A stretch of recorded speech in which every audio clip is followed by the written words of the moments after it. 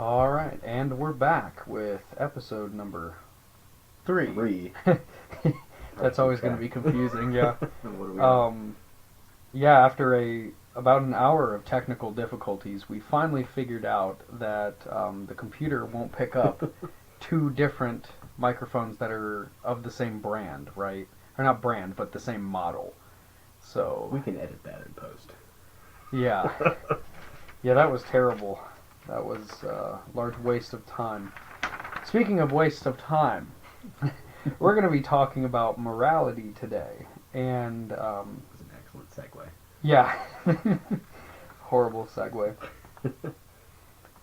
Morality is one of those topics that usually when you get a college professor that speaks about it, he's talking in terms of specific questions, right? And just how people answer them and what is morality, because we really ultimately don't know where it comes from. For me, the best example, and we were just talking about this, is the trolley example, where there is one man on the left side of the track and 5 men on the right side of the track. You have completely lost control. What do you do? Right. Other than you have, your lateral movements left and right. Do you clip the one guy, or do you do you kill the 5 other guys? And you have to kill somebody. Right. So who will it be? Someone's dying. Yeah. What's the decision? But as we were talking about that, it kind of came up where we thought maybe it's the intent that's the important thing, because if you you don't have a choice other than someone will die, in the trolley, but people kind of tried to flesh that out, right? And so what if the ship that you're on is sinking because of a fat man? Are you going to go up and push that fat man off the boat to save everyone else? And it's like, a lot of people were like, well, no, because they didn't want to specifically target somebody. Right. And yeah, that might be telling that human compassion has no limits almost, where you are so scared to deal with the problem if it's a human that you'll go into a state of zugzwang or inaction, right? You have to make a move. Like, you have to. Something has to be done. No move is a wrong move, but a move is a wrong move. Yeah, and wrong movement will, result in death, Right. the sinking of the ship and whatnot. But people tended to not want to push the fat man off of the boat to save it. And I thought that was quite interesting. Like, he is the cause of everyone else's destruction and demise, and the unwillingness to do something to him because of how personal it was. Right. The trolley incident is more impersonal. You can be like, well, for any, reason you could go, oh, well, I'll hit the 5 people because there's too many people on the planet. Or I'll hit the 5 people because, well, there's more of a likelihood of me killing the next Putin, because I refuse to say the other man's name on this podcast. H-man. Yeah. God rest his soul. But I've been through morality a lot of times, because a lot of people ask me as an atheist, like, where do you get your morals? Or, a lot of times I'll get compliments on me being kind of a more disciplined and upright person, which, I mean... Even with the lack of religion. Of course, yeah. And so, especially like my family, because they're pretty religious Protestants, right? And, I've gone through my phases where, like here in 2019, I wrote, like, morals exist more than mere arbitrary rules. They were created out of a necessity. This necessity was proper action when interacting with the world towards the betterment of a particular group and within said group. They are formed out of repeated and mutual experiences, and they are embedded far beyond language and in many senses culture. And I think when I was thinking this, right, this is obviously like Jordan Peterson is almost at his height when he's talking about, like morality and the way we do things in society is built up kind of far beyond, the last 10 or 15 years. Right. And so morality, there's a reason why that rule was put in place, and you kind of have to figure out why. You know, like, um, maybe not something as drastic as murder, but maybe one of the more minute things, like sobriety. Or Especially, yeah, especially, yeah, lying as well. Like, but like sobriety, like why would that be important or not? It doesn't really hurt anybody, blah blah blah. Right. You know, like you get that kind of argument, Yeah. and it's like, well, Jordan Peterson's argument was more like, well, it's the self-discipline and it's the aligning yourself with the ideal and so on and so forth. But then towards the end of this one paragraph, I kind of thought of it more as like the in-depth morality, like because Jane Goodall, I don't know who Dr. Jane Yeah. Goodall, she studied chimpanzees, right? Wonderful woman. Yeah, she found out that they were going to war with each other, and so this is like a hominin familial type thing going on. They go around killing each other, right? And so it's not just humans that go around murdering each other. Of course, it seems to be that it's a thing. War and murder and things are much older than we are, which means it's older than our culture, and it's older than our language.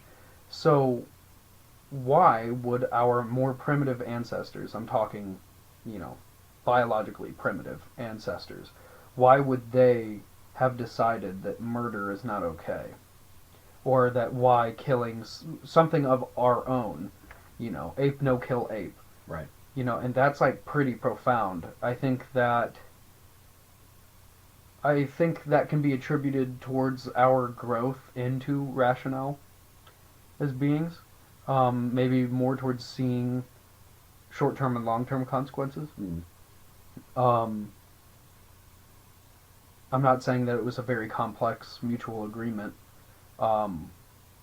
You know, like a verbal contract or even a written contract. You know, of course it wasn't written, but social contract of apes. Yeah, so the social contract.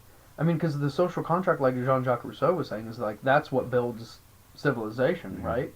And so, well, what is civilization founded on? And it is kind of trust. The trust that I won't kill you if you won't kill me, and I will, you know, collect enough food, or I will help provide and assist in the defense of and the prospering of our group. Yeah, this unspoken contract will benefit you as much as it'll benefit me. Right. And it's not like, you know, we were solitary animals at one point. We're social animals, yeah. Especially if you have to sexually reproduce. I mean, that's just almost a given, right? You can't live on your own. But yeah, and I also thought, along the same line, this was written in December of 2019, good and evil are indicative of an end, meaning that your good actions lead towards one thing, and your evil actions go towards another, right? And that's, I mean, pretty indicative of all the world, or not indicative, that is represented in all world religions, right? And so when an action goes counter to the end that would be considered good, that action is therefore called bad. Or when it's done deliberately, is called evil, right? And so now we're getting into like the realm of consequentialism. When an action goes towards the end that is good, we just call it good. Oftentimes we overlook the means of how you got there, right? And so, yeah, I had to steal $20 and kill a couple of people, but hey, I brought the bread home. Right. Well, I mean, obviously, yeah, that stealing bread, like that's, you know, well, hey, the good was I wanted to feed my family and, you know, live, and so I'm gonna do what a lot of people would be considered bad and go and steal. Right. And so that would be overlooking the means to attain that good end. So is that moral? You know, people, these are common questions that people have always asked. So I have an interesting point. Yeah, go for it. To add to that, once you're finished. No, I finished my log from December 19 on morality. So go ahead. Well, then I'll just jump into what I've got here. Then I separated morality because our topic today was morality and ethics. I separated morality and ethics into two separate things. They go hand in hand. but first I'll touch on morality. So what is morality or morals in general? It's really just a question of what is right or wrong. We've already established that. What's acceptable or unacceptable. So morality is a set of beliefs or convictions that apply to the thoughts and actions of a person. What dictates what's right or what dictates what's wrong. So, if X isn't moral to me, then I'm not going to do it. Or at least I shouldn't do it. Now, the reason why I wanted to make this point, and then I'll let you get back to what you're saying, is that your example, it can be moral. It's moral to bring the bread home. I needed to steal $20 and kill a couple people to do it. That's not exactly ethical. So the ethics, I guess I would say, is it's more concerned with the means, because the means interacts with other people, whereas the morals or the morality would be the end. So is the end good? Yes. Very well. But the means to get there. So what you have to do might not be ethical, but if the end is moral, then... Oh, that's quite clever. Yeah. Did you just come up with that? I just made that connection, because we had discussed this before. Yeah. And, we had gone over each other's notes a little bit, but I just spontaneously made this connection. No, yeah, that's pretty brilliant. Yeah, where the ethics or the means and the moral would be the intent or the end. Right. Because sometimes you don't always end... Right. don't always attain the end, right? You could get caught stealing the bread, right. as it were. Or, caught along the way murdering and stealing money to get your bread, but... I think communists don't like this question. Yeah, maybe not, Maybe if, because why is the person why is he bereft of money, and why does he have to kill people on the way? Right. And so a lot of times with these moral questions, and I saw it when I was watching the... Harvard lectures on morality, which weren't really lectures, they were more so like elongated discussions between several classes. And what I noticed students would do is, say again, he used the trolley example, they started, elaborating, what if, and what if this, and what if that. They couldn't just make a decision, they had to abstract what... I mean, it's already an abstraction, right? It's a completely made-up hypothetical scenario. But they had to abstract in greater detail, which sounds funny. It sounds counterintuitive. But they had to keep making more to the story to justify their action. Right. But it all was predicated on, well, what if? What if the 5, or what if the 1, or... We start adding in hypotheticals. Right, and instead of just answering the question, right, and it should be as a hypothetical, an already abstract situation, where they should go, well, 5 is greater than 1, so kill the 1, save the 5. Right. And that should just be it. And, the vast majority of people raised their hands and said that they would kill the 1 instead of the 5, right off the bat. Right. Without any further, additions to the... hypothetical itself. And so I found that really interesting as to why people have to go to such great lengths to justify an action. And then I thought, well, the ones that are justifying most of the time are trying to justify killing all 5 people instead of the 1. And it's like... They've already gone into it with their end. Yeah, and I'm thinking, without their made-up scenario, how does it make sense? What makes sense about that? But then it always takes you back to this presuppositional worldview on the value of human life, right? And so if your value on human life is, well, we're kind of parasitic, and we kind of ruin everything, and we colonize each other and kill each other and enslave each other, and so we're not really good, right? So maybe killing 5 people is probably a really good idea. It's good for the environment. And then it's that. But then again, your presuppositional worldview is undermining just the abstract hypothetical. Yeah, right. And so you can't answer a question like that without bringing your worldview into it, because you have to have reasons. But it is. Yeah, I guess I never really thought of it like that, because what I've found is that when people ask you that question, they're like, "Oh, well, how do you feel about this?" And then you say, "Oh, but what if, or I can't answer it unless I know, X, Y, or Z." So that is a pretty interesting observation. I like that. Right, and morality might not be. I think morality itself, we're not answering its question, like what is morality or why do we have it. When we keep going into these hypotheticals and the constant what ifing about things, I think that's like the minutia of it. So I might agree with myself in December 2019 when I said good and evil are indicative of an end Right. or of a goal in mind. And so that might be a very personal ideal. Right. And so morality might be the meaning that people look for in life, and their morals maybe guide them to some sort of ideal, Right. which is meaningful to them, right? And maybe that's why a lot of times people are dissatisfied with the way they're going in life, because we may have established this in another episode, but just for the sake of new viewership or anything, I'll right? favor you. We've talked about that. Me personally, maybe you as well. I don't really believe in a meaning of life. I think that's kind of, anthropocentric Mm-hmm.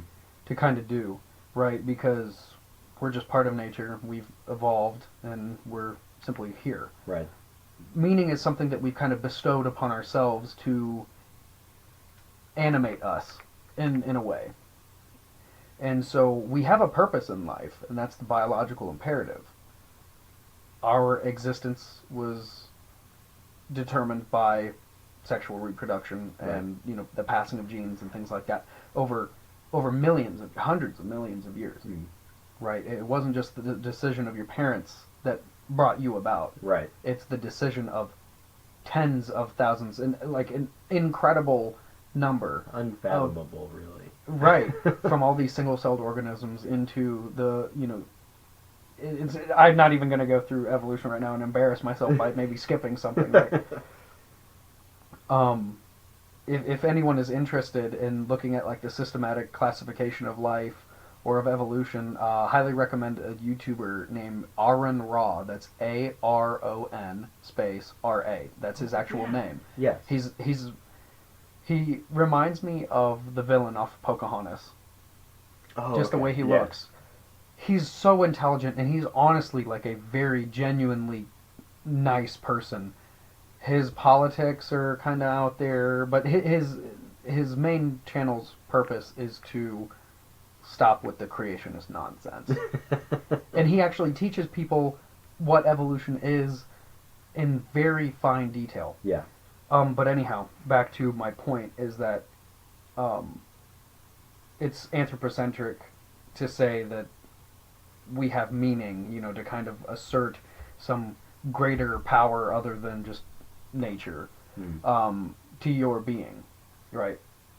To attribute a power other than nature to your being, right?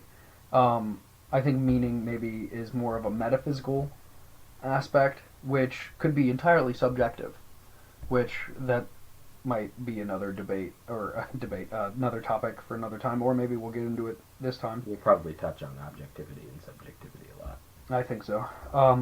The objective thing would be purpose in life, and that is your biological imperative. I mean, I've actually since the last podcast or the podcast before, I looked up the term biological imperative, and for some reason, maybe I'm having a Mandela moment, but I remember looking up that term and seeing nothing on it.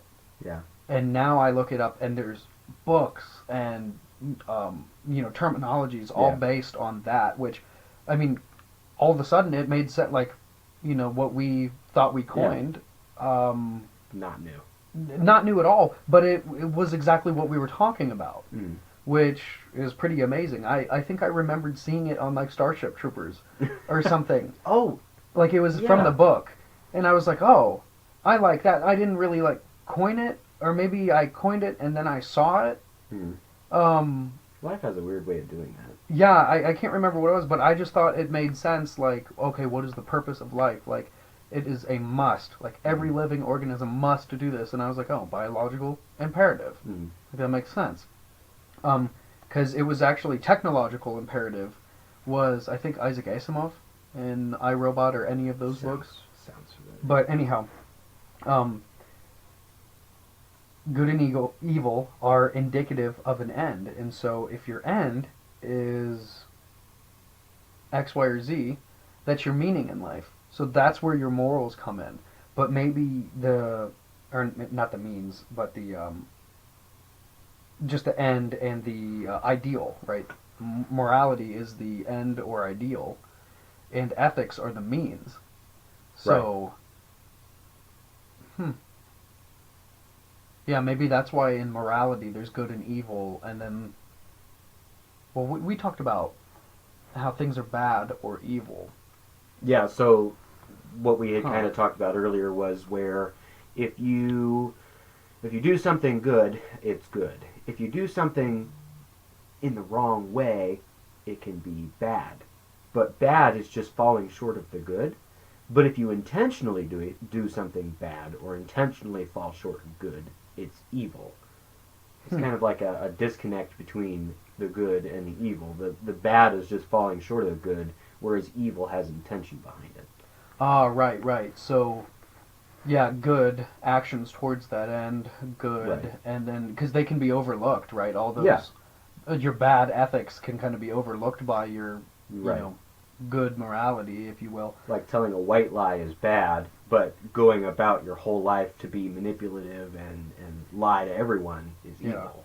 Yeah. So, negative consequences to something done with good intention is just bad.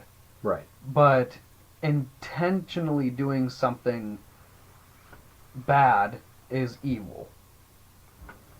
Intentionally getting negative consequences is evil. But then again, you go, well, what's positive, what's negative? Right. And, my favorite guy, Jordan Peterson, would be like, oh, well, negative is chaos and positive is order. And And there's a lot of merit to that, but yeah, I mean, I'm not quite sure where I want to go with that. But, we're just trying to explore. This is still kind of the introduction yeah. to this topic. I'd like to go over some other things that I wrote in 2021. This was more of a anti-religious rant, I guess, because I had this was at a time in my life where I was so I was in the Army and I was kind of stuck where I was, and I wasn't really allowed to go anywhere because a lot of different situations were going on. But I had the opportunity to speak with a lieutenant who is quite pious, and he's very intelligent, very religious as well. Something that usually doesn't coincide. But we sat for hours talking about metaphysics, if you will, and he gave me hard questions, but I found that his reasoning was also circular because a lot of times religious people, since they already kind of have something that is built, they've trimmed the edges and things of the sharp edges and what doesn't really conform. They've streamlined. Right. But they're kind of sturdy, like a whole canon has kind of been built for them. Right. And they have this. And so his reasoning I found would ultimately be circular, because if I would say, oh, well, I don't value human life just to value human life. I value it based off of conduct or accomplishment and things like that, like merit and things like that, because I don't believe that human value reaches zero and that's it, because I think you can go into the negatives or whatever. It's just your arbitrary scale. Yeah. But there are people that are better and worse than other people, and so I don't just equally value Right. humans in total. But then he would go, well, then you do value people because they have some value whatsoever. or not whatsoever, but they do have some value. Inherently, everyone does have some sort of value. Yeah, but be it in the negatives, at net can, zero, yeah. or positive, and like, I thought that was quite interesting. And he said, so you as a faulted man, are valuing other people based off of your subjective worldview or whatever, and I thought that was pretty interesting.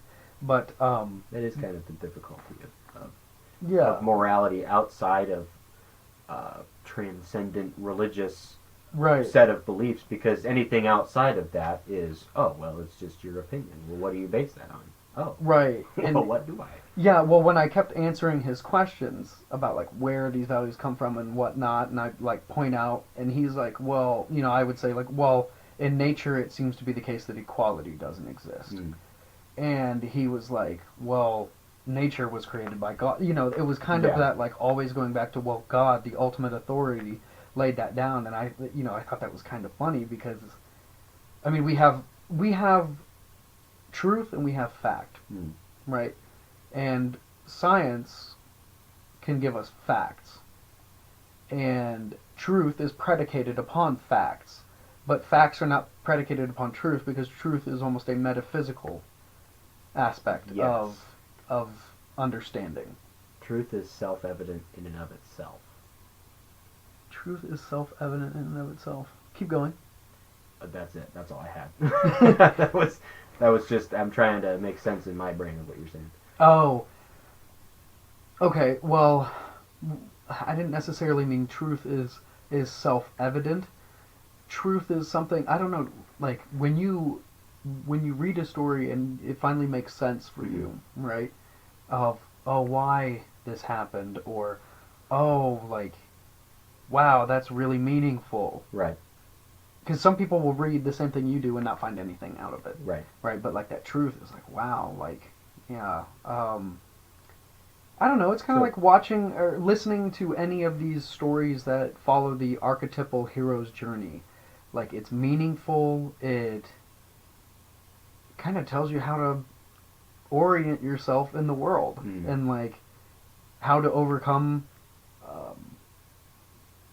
struggle against yourself, against, an enemy, or against God, or... So, truth is I don't know what word to use to describe it, but it transcends context, almost. Because if we're going to talk the archetypal hero's journey, I mean, that is a story that can bear truth, that can be applied to many different situations, which might have different circumstances or different context. But the archetype itself is a truth that can transcend the context and the circumstances. It's a message or a meaning that can be found in a myriad of different situations. Yeah, truth might be a message, and it's conveyed by facts. Yes, and it's transcendent. Right. So, our facts, what we have, these are scientific and mathematical datas, right? Not necessarily abstractions, even though numbers are abstractions. Right. So maybe they are abstractions, but they're not illustrated in the way that truth normally is found in. It's really hard because, I mean, of course, Pontius Pilatus, he asked Jesus of Nazareth, what is truth? Jesus didn't answer him. He's me.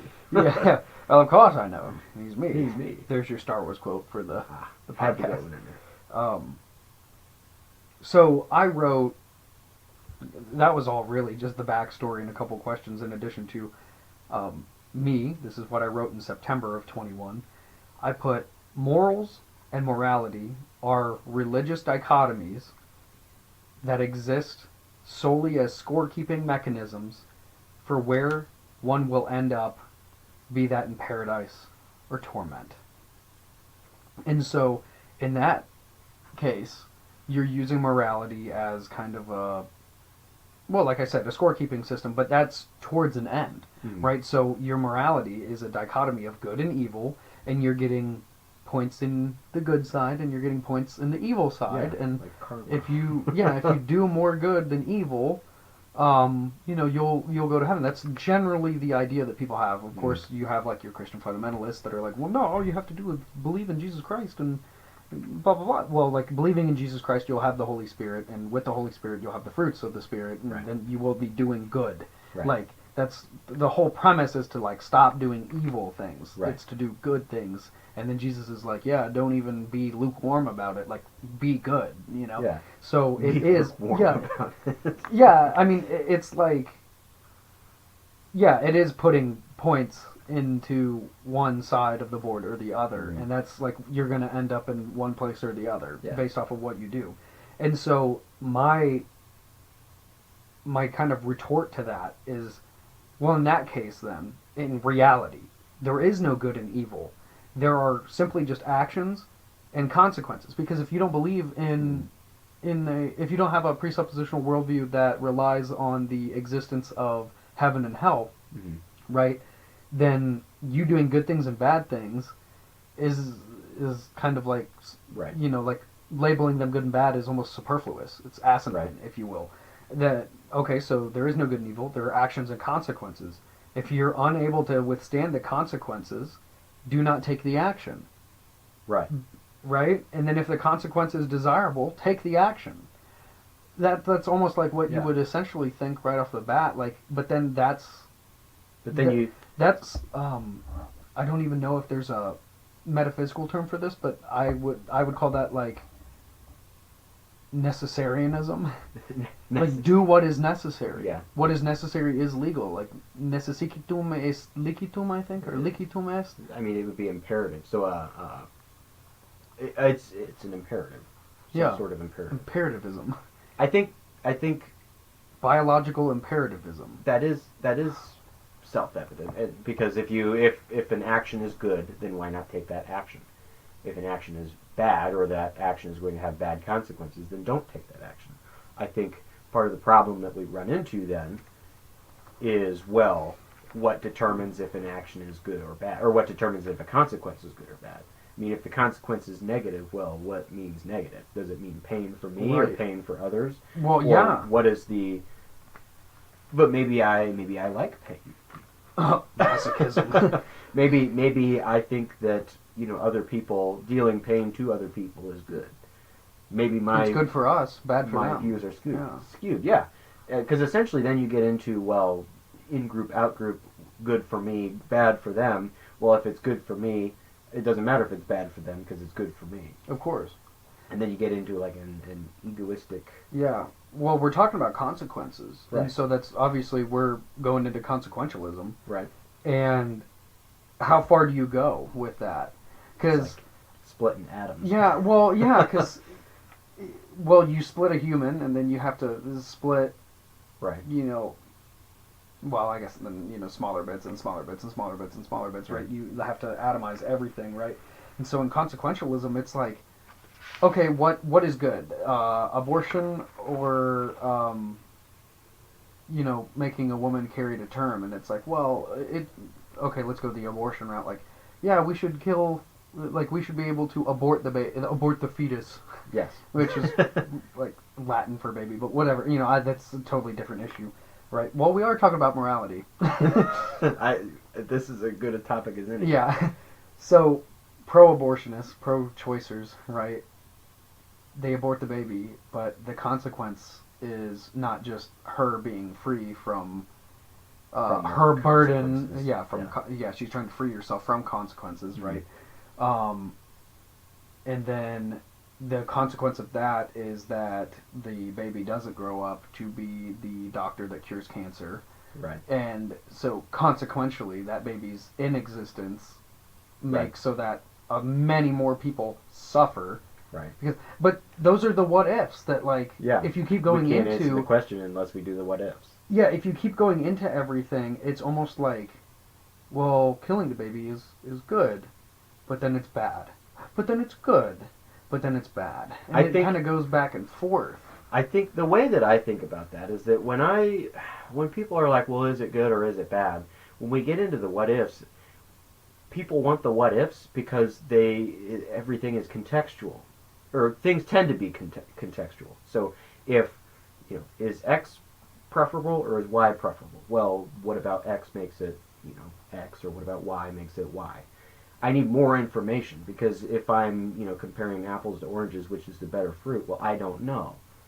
How does the apple taste? How does the orange taste?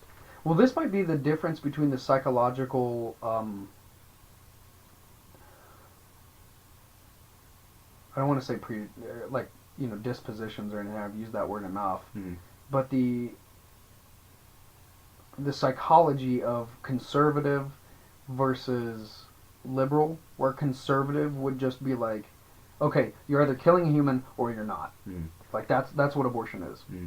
Whereas the liberal argument is a little bit more creative, and they try to nuance it, and they try to abstract it out into the most agreeable terms so that they can maybe change someone's opinion on something. Mm. But I think at the end of the day, that's morality needs to be conservative rather than liberal. Right. Because I think morality, as I said earlier, is they're more than arbitrary rules that are voted upon in a legislative system. I think they need to be agreed upon in more of a societal way, and not necessarily so much in a democratic societal way. Mm.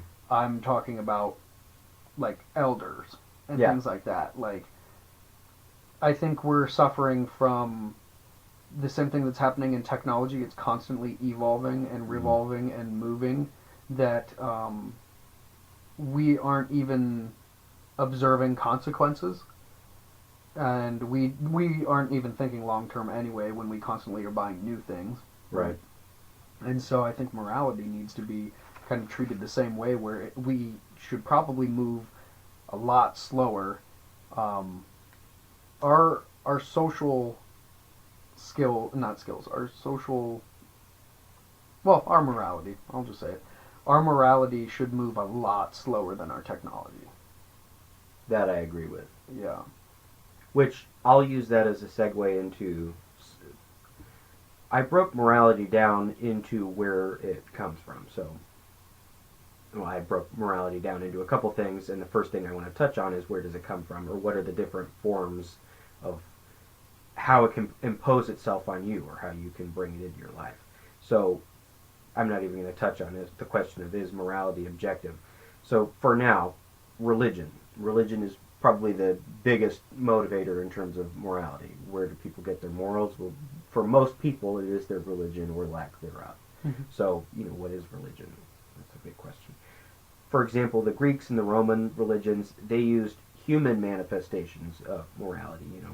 Zeus is a paternal creature, and he has children, and there are other related creatures that they're a manifestation of a moral thing or an immoral thing, and you don't do what they do, or you do what they do, or you appeal to what they do so that happens to you, or you don't appeal to what they do so that doesn't happen to you. That sort of thing. And then the Abrahamic religions, they offer the fear of judgment. We actually touched on this already, but the fear of judgment or consequence at the hand of a paternal authority. So, I said don't do this because it's bad, so don't do it, and if you do it, you will be judged for it. That creates a motivation of, don't do that, because I don't want the consequences. And then there are other polytheistic religions, or like eco-religions, I think is a good way to put them, that offer a connection with nature, to offer some sort of objective system of right and wrong, if it's in accordance with nature, of don't kill the cow because the cow is a creature that deserves the right to live. That gets really subjective. It's not very objective at all. So that's the first part, is religion. The second part, nature. Does nature offer morality? Well, it can, but also it doesn't. Like you said earlier, nature doesn't really give a shit. Social Darwinism is a perfect example. So I don't want to touch on it. I'm going to touch on the Nazis. So they had or eugenics in general. They had a belief system where if it wasn't good, or if they were seen as undesirable, then it was good to eliminate them. Well, that can be seen as bad, that can be seen as good. There are different arguments there, but it's all up to interpretation. Just like I was saying earlier with the in-group, the out-group. Well, if it's good for me, don't care if it's bad for them, because I'm what matters. It's almost as if pure rationale still goes against our emotional tendencies, right? Because our emotional tendency is our compassion, is our human compassion, and a lot of times the Nazis are characterized as having a lack of compassion. I mean, obviously their compassion was lying within their in-group. Right.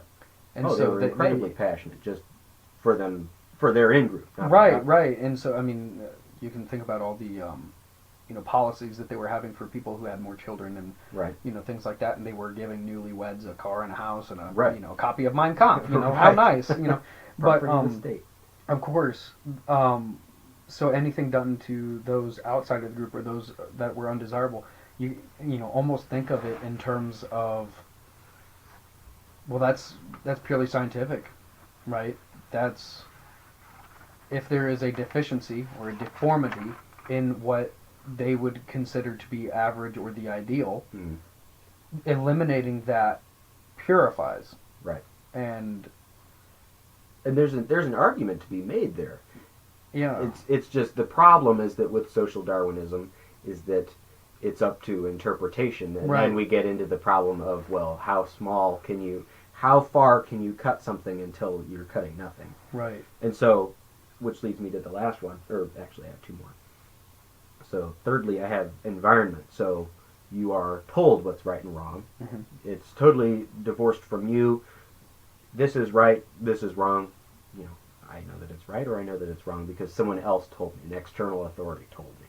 So with religion, the way that that's different is that religion, you can feel that in yourself. I can feel that God wants me to do this. It's not just me, someone told me that God wants me to do this. And then that leads me to the last one, which is the ego. I know what is inherently right or wrong because I feel it. I know it because I feel it. How do you argue with that? I can kick a dog, and I would hope that most people would see that as bad, or maybe even evil. But if I don't have a problem with it, I know that dogs can be kicked. I know that it's fine. I know that it's... Yeah, and you're going to be almost indignant, and you're going to defend your position no matter what. Exactly. You're going to double down on it. Right. And for me, it's still objective. Yeah, a lot of times, even if you do a wrong action and you get called out for it and you feel guilty about doing it, are you feeling guilty that you did it, or are you feeling guilty that you got caught? Yes, right? There's that. Yeah. And so, but you will double down on it. Some people really do double down, and they know that they fucked up. Yeah. And they will just do it because... First F-bomb. Yeah. Oh, yeah. There we go. One F-bomb. I honestly, I think I've said it more, but no, those are really good points. To objectiveness, right? I think one of the most common analogies for objectivity versus subjectivity is that an elephant exists in a room, right? And in this room with the elephant are 10 blind men. And these 10 blind men are given the task of describing to the observer what the elephant is. And so they go forth with this task by reaching around, feeling around in the room, and they feel, one of them feels the elephant's trunk. Mm-hmm. So he starts describing the elephant in that fashion, and the other one grabs... Giant snake. Yeah, the other one grabs well, he doesn't know what a snake is, he's blind. The other one grabs a tusk, another grabs a leg, the other a tail, the other is feeling the belly, and they're just describing that. A lot of people are like, yeah, that just means that the world is subjective. But at the same time... It's an elephant. There is an elephant. Yeah. The object exists. Right. And so you get into this... The world is made of objects. And objectivism is seeing the objects perhaps as they are, but you seeing them is just a subjective perception of things, right? And so you almost have to have to make abstract the world in Yeah. order to make it real, Yeah. which is such like a horrible like you have to have rationale in order to Right. observe the world for what it is, Right. what it truly is, rather than just your the colors and the vibrational patterns that your eyes and ears and brain can translate. The way I like to think about it, I know we already talked about the paintings behind us, but I like to think, you said, the world is made of objects. I can observe an object, I can describe that object, I know what that object is. That is an objective observation of it. If I paint a picture of that, everything within the frame is totally objective. You know exactly what it is. But outside of the frame, well, I don't know.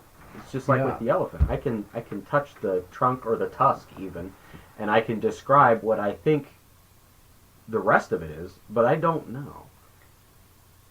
So you can, I think because we are imperfect creatures, if we were perfect, then we would be capable of perfect objectivity. But because we are imperfect creatures, we are only capable of not witnessing, but understanding part of an objective reality. But because my view of that objective reality and your view of that objective reality, because we're two separate entities, they end up being subjective. Do you think that you said we were imperfect beings, which is funny because that almost has like a religious background or connotation to it, right? Do you think that we are developing technology to perfect ourselves? To assist like what we cannot do, technology does, and so that we are able to observe the world in a perfect and like objective way? Actually, I think that's part of why this question is so potent, because technology kind of, going back, we keep referencing what we've already talked about. It's a continuing conversation. Exactly, yeah. So it's essentially like we're trying to create a vacuum. Unintentionally, even. We're unintentionally creating a vacuum. And then all of the things that we are experiencing, we're experiencing without the hindrances or obstacles of having to, find food to eat. I don't give a shit about what is objective or subjective because I need to eat right now and I don't have food. But if I can, walk down my refrigerator and get pizza rolls, I don't have to worry about that. So it frees me up. It frees me up to think about, well, what is objective or subjective? I think that is a fair point. We're either intentionally or unintentionally creating a vacuum, like a mental vacuum, where we're other external stimuli that have to do with our survival, they don't really matter. So maybe the intent on creating technology, maybe at first, was to Make life easy. Yeah, make life easy and give humans the capability of doing something that they couldn't do manually, essentially, right? Now we can do it mechanically, digitally, what have you. But maybe the unintended consequence, right? The bad of it, right? This is kind of back to what we were talking about before. The unintended consequence of it was that it didn't free us up and give us the ability to, do more. It actually is creating a vacuum that almost sucks the soul out of existence. Yeah. A lot of the unknown things that were quite mystical to people, everything is losing its mysticality. It's kind of losing the magic aura around it. Right. The woods aren't necessarily filled with monsters anymore. Right. And I'm wondering if an unintended consequence of technology was that now, we have almost nothing to strive for. Yeah, this is only tangentially related, but it made me think of it. The royal family. The royal family in centuries past has been kind of mystical. They have all of this power. Where did they get it from? Oh, well, their family has just had power for years and years. But they provide benefit. They're They're an inspiring, unifying force. Well, now we have TV shows about their lives, their internal lives, their thoughts, their struggles, their emotions. It makes them real, and in doing so, it dilutes the mysticism, the disconnectedness that they have. Part of their allure is that they're a powerful entity. They call themselves a firm, actually, but they're a powerful entity that inspires. But why? Why do they inspire? Because they're an attempt at being ideal. And when you try to make them real or expose their flaws, like the people they are, they're flawed people. When you expose their flaws, they lose that mysticism. For example, the Queen. It's really sad that she died. Just the last great piece of the royal family. I could not give less of a shit about them now. The Queen, she became the Queen when she was rather young. Her father died early. She traveled the world, traveled the colonies. I mean, just traditional, loyal, inspiring, unifying. Those are all things that you could use to describe her. Who knows anything about Prince Charles? Who knows anything about anyone else in the royal family? They don't do anything. Well, I know all about him. I watched The Crown. But that's my point. Yeah. Is what do they stand for? What is their purpose? They're just people. They're just wealthy people that have wealthy people problems. I don't care. Right. But when there was something mystical about them, the Queen and her husband, there was something mystical about them. Oh, they're the royal family. I think it's when they're needed the most that people will realize that almost that position in the world is necessary. Like, you need one leader that everyone agrees upon is the leader. Even if they're ceremonial. Of course. Well, if they had more power, I think it would be tantamount to, gaining more mysticality to them. But then again, a lot of times they had to go back and they had to say, well, my power is from heaven. I was chosen by heaven, right.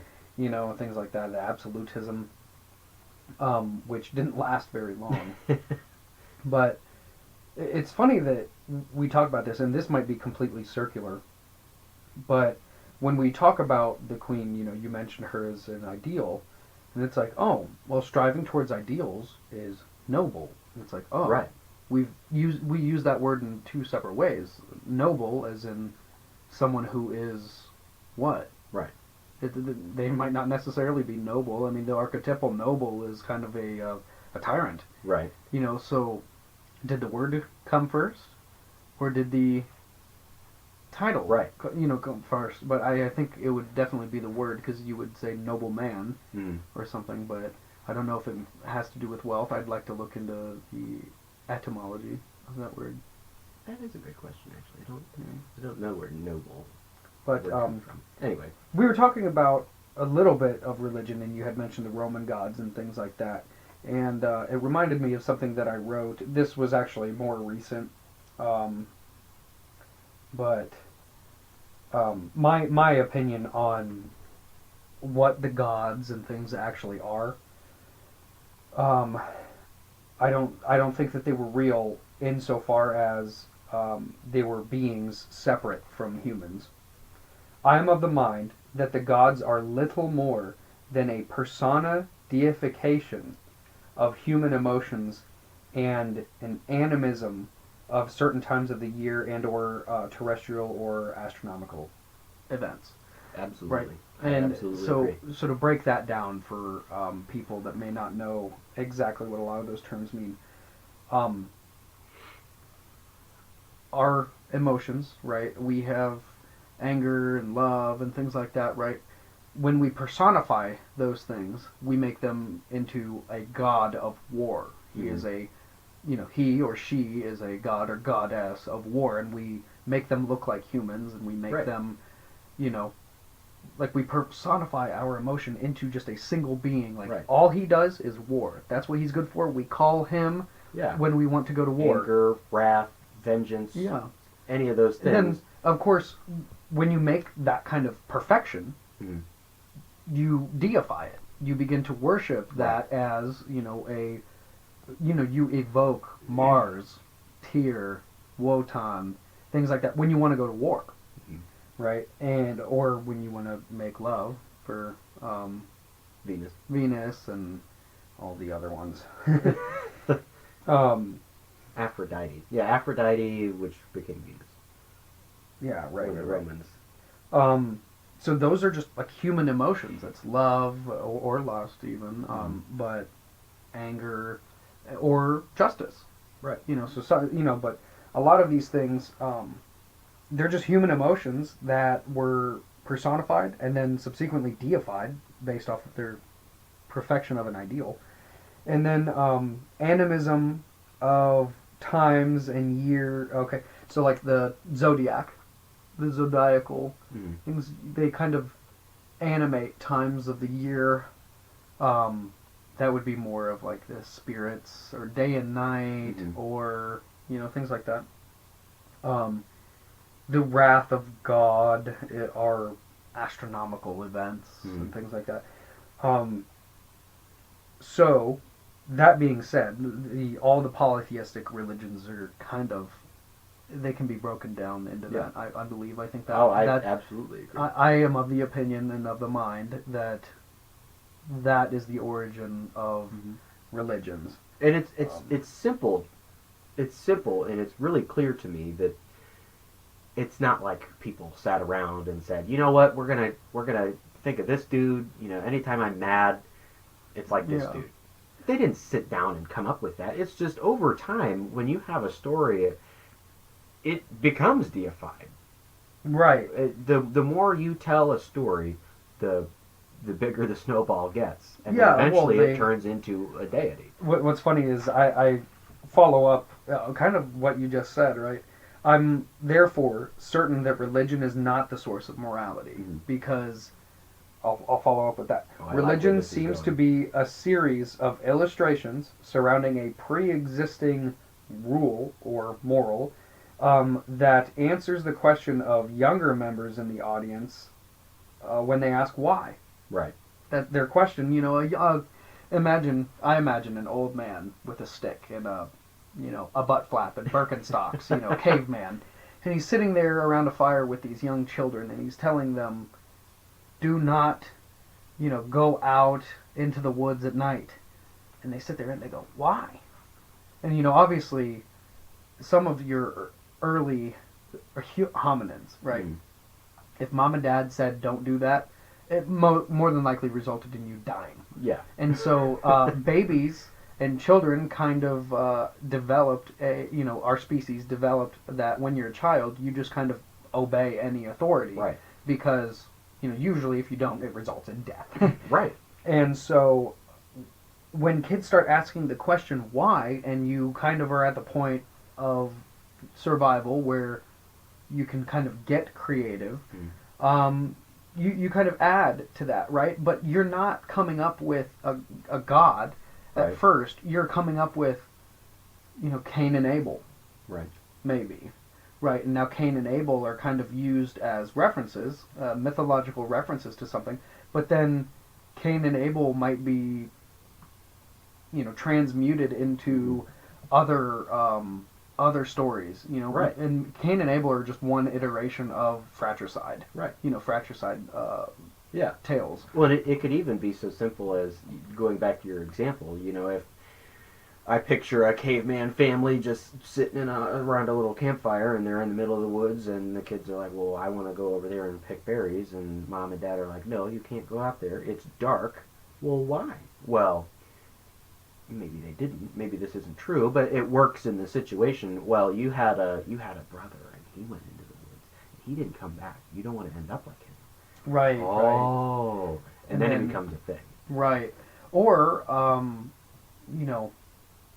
oh, great elder, like, why do we fight against those people? Or how are we going to win against those people? Oh, well, all we have to do is call upon, this god of war, and maybe do some shouting around the fire, and, kind of, hype yourself up and go out there and kill those guys, you know?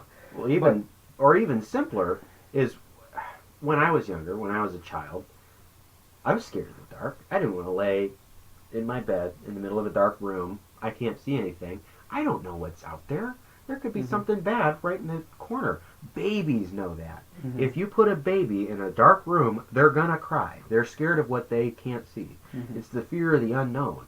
And so, well, how are you going to make sense of what you don't know if you can't understand it? Right. You have to have some way of understanding. that lack of certainty, that lack of certainty leaves you without the ability to gain courage, right? Because courage is the overcoming of fear, right? But without any tools that you can use, Right. Like kids crossing the street, it's almost like kids, I don't know, like the fear of maybe walking over something small, Right. and then you kind of relate back to that when you want to cross the street. You're like, Right. oh, yeah, I used to jump from couch to couch, Right. and that gap in the middle used to really scare me, Right. but now it doesn't. Right. The road is just one big gap. Right. It's dangerous to Yeah. be on it. That is Yeah. a dangerous area, but like to get across it, oh, it's not so bad. Right. If That's you a can good way to cross put it. that. Yeah, that might be, you might have to relate those things. So when you relate those things, you're idealizing jumping between couches, and then you're expanding that into something greater to Right. use in every day. So I go on to say that within mythological stories, or moral tales, parables, things like that, there may be some sort of truthful reality. And it begs the question, is there truth without fact? Which even further begs, what is truth? And we kind of went over that earlier. I believe that truth is uncovered, unconcealed, unobscured meaning behind stories, Yeah. and rules. Like if you dig down into almost any moral, it probably goes down to something just fundamentally simple. Yeah. And if you take all the bullshit away from it, and I wonder if anyone's ever undergone something like this where they go, I'm gonna look at almost like 100 morals, right? 100 like thou shalt or thou shalt not, which most of the time morality is thou shalt not, which is Right. funny. Yeah, that's actually Which points towards a more conservative way of living to preserve life, right. versus the creativity. Now, we may be at a time where, we're in abundance of resources, we have the ability to go be creative, but then all those people are going to die. So, because they're being creative and they're going out and eating new berries, and these Right. new berries are freaking dangerous. Right. But, Somebody has to eat them. yeah, I think if somebody were to take this task of taking 100 morals from around the world, right, that are accepted by a large group of people, like if you took a survey of the top 100 morals or something, right, and you asked quite a large population, right, and you get all these morals, and you break them down, and you try to chisel at the block that's before you with each moral. I wonder how many basic morals would come out of that. That would tell you probably a lot about our ancestors, because why are we not killing?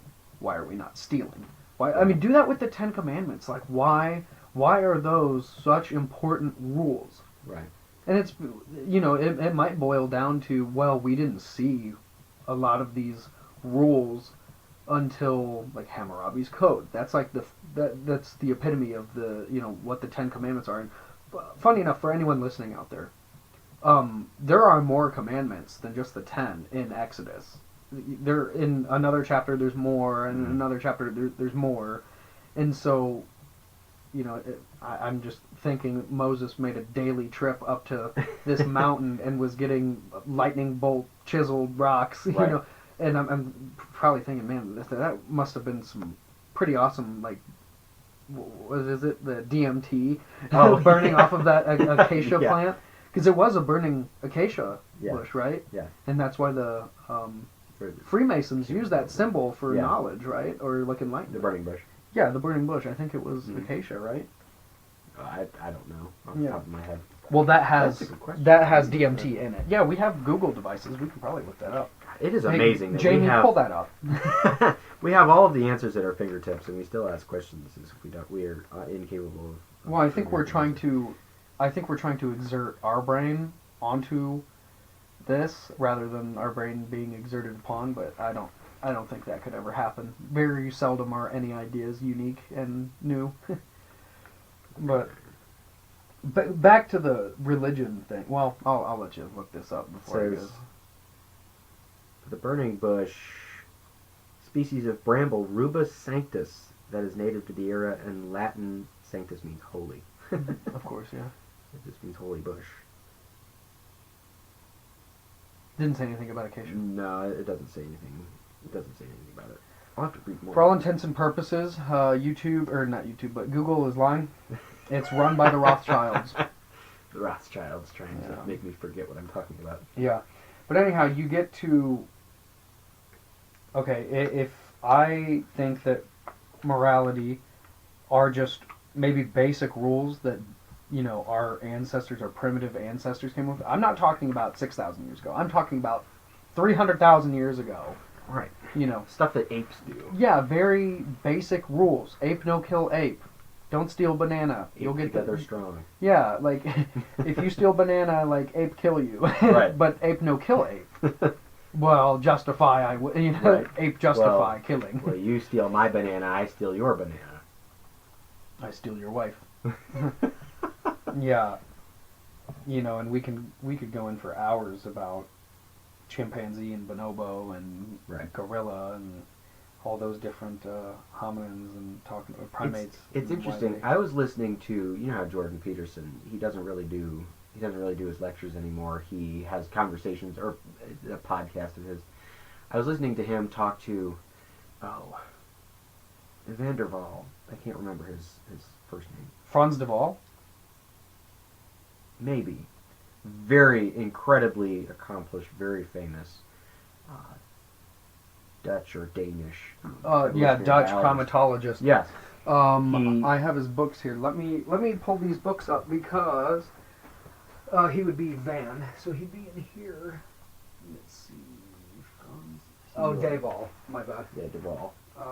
Yep. Okay, so Our Inner Ape Yes. and The Bonobo and the Atheist. Yes, Franz Duvall. Yeah. Anyway, Two very good books. So highly he recommend. he was talking with Dr. Peterson about chimpanzee and bonobo hierarchies and how they determine who's in charge and how they determine what's right or what's wrong. Well, the alpha male, a lot of people say that the alpha male theory has been disproven. It is not true for certain species, but it is true for many species. Are humans one? Who knows? Anyway, Google it. Anyway, apes, bonobos. There are alpha males in chimpanzee social hierarchies.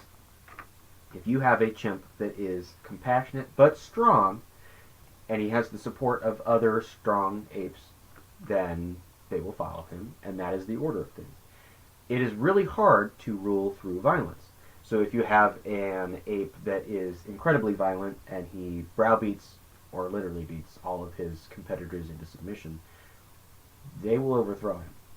So what is right or what is moral or what is ethical is determined by the cooperation of all of those different apes, because they know that if one of them gets so powerful that he's just going to start barking orders, they're going to overthrow him if they can. So it takes that cooperation, and that's where the ethics come in. Well, what is right and what is wrong? Well, what keeps us all alive? It's pretty simple to me that apes know, oh, well, if he's being tyrannical and forcing his will or his brute force onto me or other people, other apes, then it's bad. And so we have a duty to overthrow him. I think Even apes understand that. I wonder if that maybe is not so much connected into. Well, maybe. All right, let me back up. Because what you're talking about is justice and fairness. Right. Right. And I think fairness is like an emotional kind of complex thing. I think it Fairness is good, but not absolute. I think it tends to fall more onto a more feminine urge, I think, to make sure all the I would puppies agree get with fed. Yeah. It's motherly and it's natural. I mean, but feminine males feel it, and Right. feminine females feel it. and the masculine kind of personalities on both ends, Right. they don't necessarily care Right. about fairness. They want stuff done right. And these are, of course, I'm speaking in general terms. We're talking about trans species Right. issues, right? But is fairness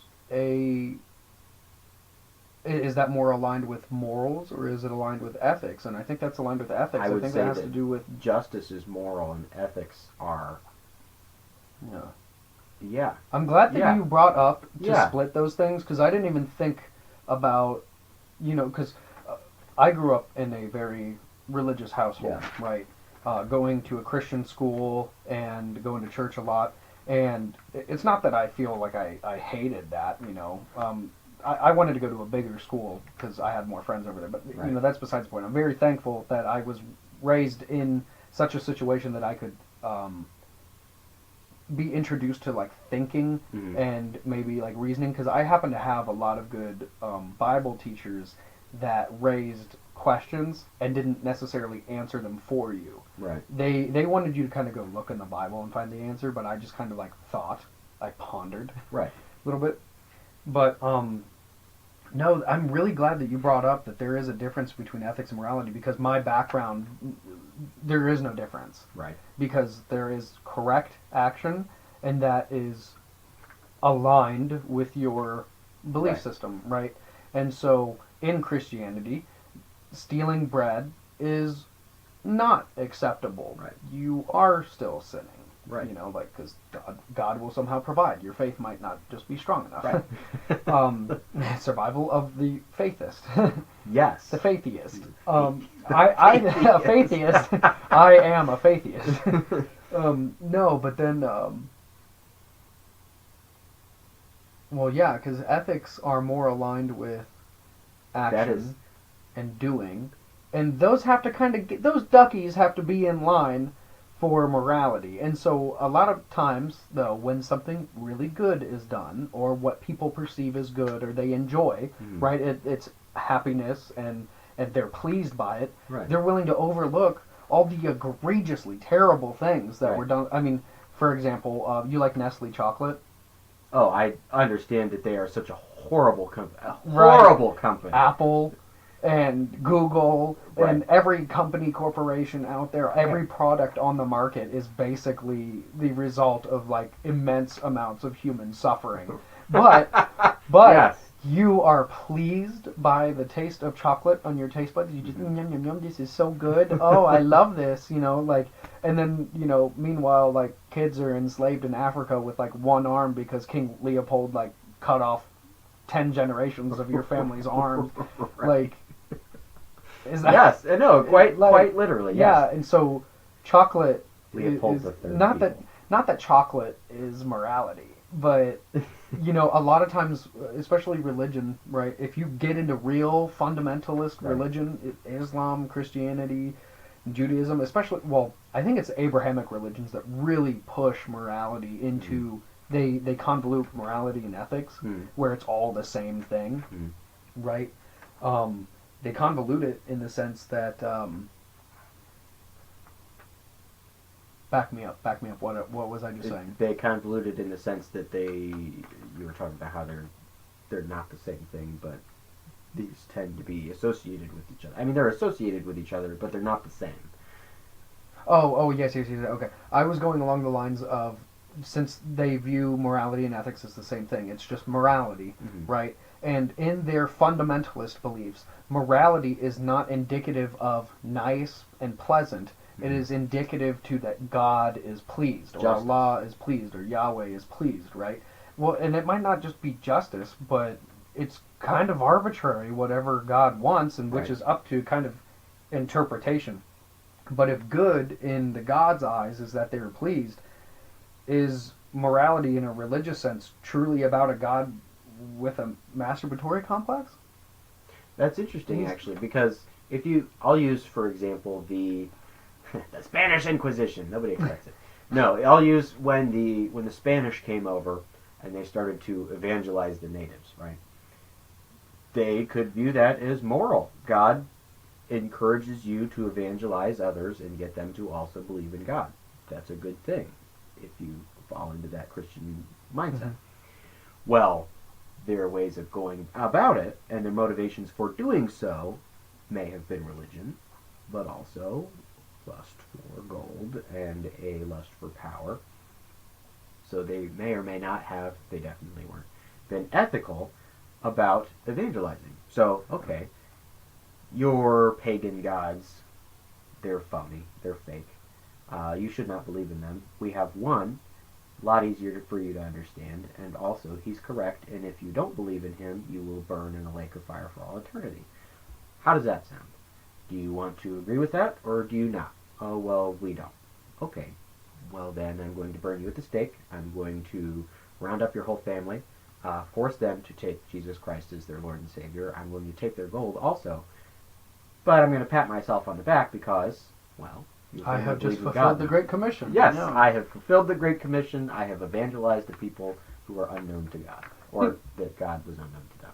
You know what's quite funny is that, like, usually when you think about monks and these like Christian missionaries and stuff that went over, they're not allowed to own anything. Right.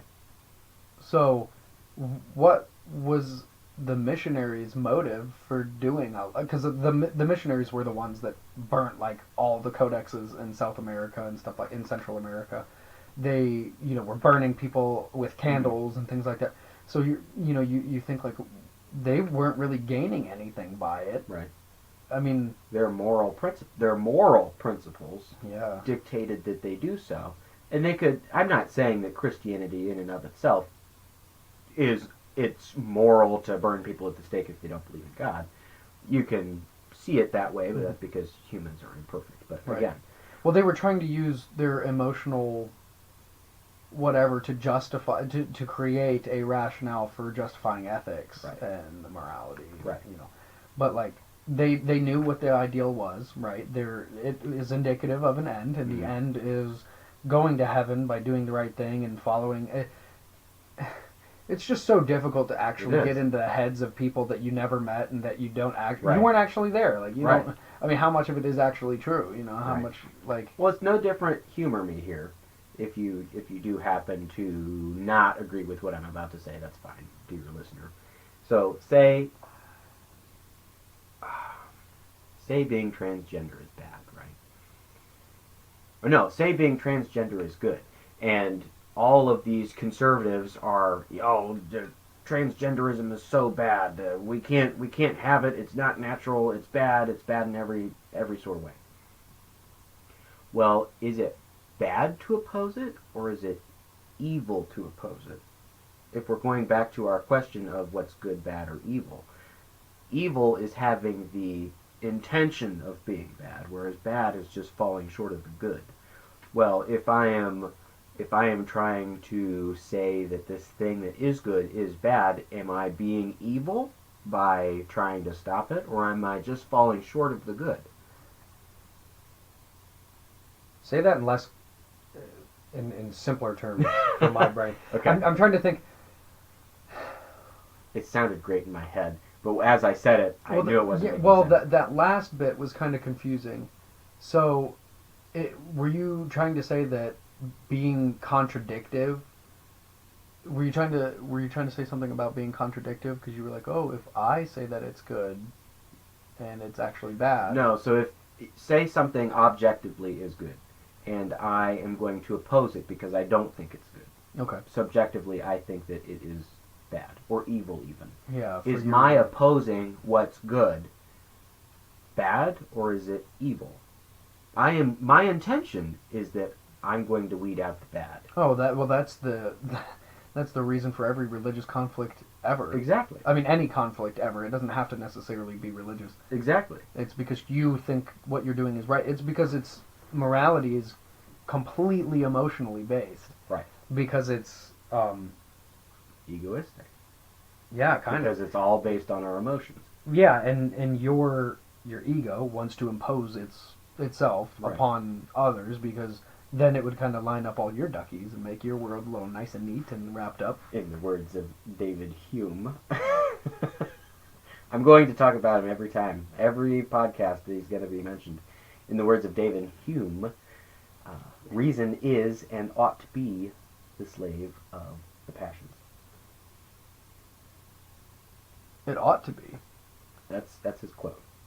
I don't know if I necessarily agree with that part, but it is. Okay. I'm just going to leave it at that. This man Not even going to touch that. Reading David Hume, basically for me, anybody between, well, I don't discount writings, ever. You know, I Right. looking at my bookshelves and my 400 plus books that have 452. Yeah, that have annotations, and in the margins things are written. I have dog ears. I have flashcards with, like here. Look, I read. I was rereading Beyond Good and Evil kind of before this, and in this is countless underlines and writings in the margins and things like that. But I have a flashcard as the bookmark, and in that I have like page 11, and I write like the first 3 words of whatever quote that I wanted to work on or whatever. Right. So I do that. Then when I'm done with the book, I kind of write a synopsis, like my response or whatever my to thoughts, it. my solution. Yeah. Did you say my struggle? No. I said my summary, but it's like my struggle. If I it ever all leads back to him. Oh, Putin? Yes. Putin. If I were to ever write a book, autobiographical, say I was marching down a street with some people, and we happened to be fired upon by the police because we were deemed to be disturbing the peace. Yes. Yeah. And I was jailed. I would get a friend and dictate to him as he transcribed what I said, and I think, honestly, I would title it My Struggle. And at some point when I become elected president, democratically, of course, I would seize power by merging together several offices, consolidating my power, and then banning all opposition. Right. And then what I would do is, in order to increase the sales of my struggle, I would have the state basically pay the copyright to print it, because I'm in control of the state, right? The state would pay me to print my book to give out to everyone. Free taxpayer-funded copies of My Struggle with every marriage. High school graduation. It's mandatory reading in schools, so they have to buy it. It's in the new church. Yes. Right. Makes perfect sense. It's in the I'm trying to translate from Sanskrit. The noble Christianity instead of regular Christianity, or the Sanskrit word for noble Christianity. I'm gonna just call it noble Christianity, and that's gonna be the new Bible, and so I will just make a buttload of money off of that. And that's a great plan. If all else fails, I will just go underground and shoot myself. Essentially. You might want to get married first. Just right at the end. My struggle. There might be some things that happen in between, but those are irrelevant. I wish that there was like an epilogue to Mein Kampf. I'll just say the book. If there was we're talking about Hitler's book. Hitler. Yeah, we mentioned Hitler. Finally, we're mentioning Hitler. H-Man. H-Man.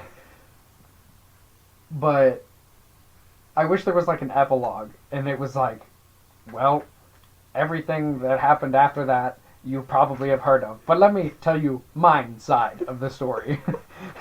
Like, you're probably wondering how I ended up here. Yeah, right. Freeze frame and everything. Yeah. Like as the bullet is just like going up through the barrel, like in slow mo. It just kind of like just as it touches the roof of his mouth.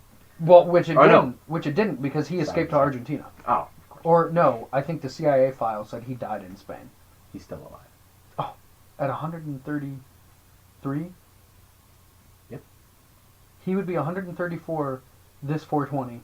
Modern medicine. Wow. That's some Kraut space magic. Vril, like Antarctica, Vril hollow maxing. Earth. Vril maxing. Oh, we're really getting into the esoteric side of things. Yeah, maybe that's next week. Is esoteric Esotericism. Hitlerism? It's just like I think I do have Miguel Serrano over there. Yeah, I do. really defining myself here. I'm outing myself. Yes. Internet meme culture. Well, if you don't read everything, then you know nothing. I absolutely agree. Yeah, I mean, I have communist books over there somewhere. I don't know a single one. No, I have Alinsky's like Rules for Radicals. I have the Communist Manifesto. I have Mao's Little Red Book. bullshit. Yeah, I have Bullshit. every single religion up there. Oh, actually, you know what? Mao was actually really intelligent, and incredibly. The People's Republic of China and the Chinese Communist Party are the greatest things on the planet. I mean, they make everything that we have. I mean, There's a hot take right there. yeah. I mean, I said Mao's bullshit, but I say bullshit for everything. You know, it was a mistake that I said it, and I should publicly Yes. apologize. Taiwan is a country, damn it. That is real China. Yes. Don't ask what happened in 1989 in a certain square in China. Oh. Tanks did not run over people. You've never seen a picture of that. I want this to be broadcast in China. Disney. Do they have YouTube in China? I doubt it. I doubt it. You know, that's actually, you know what? I don't know where I heard this, but I was reading the other day that China has its own version of TikTok, where it's I thought limited. TikTok was Chinese. It is Chinese, but we have a different version than the Chinese state allows for their population. So Well, yeah, Chinese their internet TikTok- is restricted. Yeah. I knew that. Chinese TikTok, if you're under the age of 18, it limits you to like 40 minutes a day or something small like that. Wow. And also, the algorithm prioritizes videos that are overcoming an obstacle, fixing a problem, doing not homework, but doing school sort of related things, crafty sort of things, heartwarming things. Whereas the American TikTok is, oh, I found a. Nothing better than this. There's nothing better than a, freaking iced coffee or something. You know what I'm talking I about? think look There's at this nothing video better of than this cute dog. The best thing. I'm gonna watch it for 6 hours straight. It's just mindless. I think you're on the wrong part of TikTok because, in my experience, there's a lot more ass and titties. And I mean, I don't know about you, but I could watch that for like 6 hours. It's a long session, but 6 hours. Oh my god! I'm on the edge of my seat. As it were. All right. Whoa. Okay, we got off topic there. Okay. Woo. Ooh, all right. Anyway. Well, that was pretty amoral or immoral of us. Yes. Very much so. Mm. Subjectively, of course. Or objectively. That is the question. You know, if you took the M off of moral, you get something that's immoral. Yes. Yes. How does you that do. happen? I don't know. If you take the M off the word moral, it makes immoral. How does that happen? That doesn't make any linguistic sense. The conclusion is that all M's are moral. If it's not moral, put an M in it. Manal. That's moral. I thought. I wonder if the pronunciation would have changed to just manal. We were on an express train and we have derailed, slid down the hill into a town and killed all of the townspeople. What we did was we were on a trolley, and we got to the point where either we hit all 5 of these off-topic things, Yes. or we hit the one thing off-topic. Right. And we decided it would be easy wrong, hard right. Yes. And so we took the easy wrong, and we Fundamentally, this is the human problem. Why is the brain so wrinkly? And the Would you want to be consequences, smooth brain? the consequences of the wrinkly brain have been a disaster for humanity. That needs to, yeah, okay. Anyway, But- back on track. Yeah, okay, so we've gone through so much before that digression. Yes. Yeah.